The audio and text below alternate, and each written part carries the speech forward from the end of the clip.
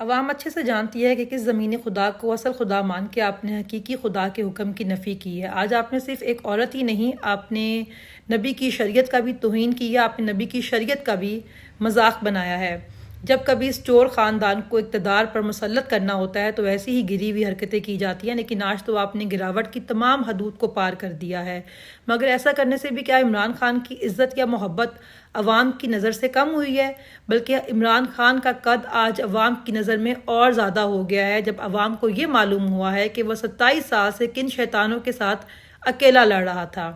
آپ نے عدت کا مذاق بنایا، حالانکہ عدت کا کانسیپٹ صرف یہی ہے کہ اگر عورت طلاق یافتہ یا بیوہ ہو تو وہ خود کو 3 یا 4 حیض تک روکے رکھے، تاکہ اگر اس کو حمل ٹھہرا ہو تو اس کو یہ معلوم ہو سکے کہ جو اس کا پیدا ہونے والا بچہ ہے وہ سابقہ شوہر سے ہے یا وہ موجودہ شوہر سے ہے۔ لیکن اگر عورت کا اپنے شوہر کے ساتھ پچھلے کئی سالوں سے کسی طرح کا کوئی رشتہ نہیں ہے یا اس کی بچہ پیدا کرنے کی عمر نکل چکی ہے تو اسی لیے اس چیز کے اندر پھر عورت کی گواہی کو مقدم مانا جاتا ہے۔ لیکن آپ نے اتنے حساس مسئلے کا بھی مذاق بنایا ہے۔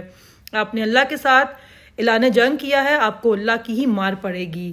لیکن میرا سوال ان تمام ملاؤں، مفتیوں اور مولویوں سے ہے جن کا مقصد عوام کو آگاہ کرنا ہے کہ وہ آج خاموش کیوں ہیں۔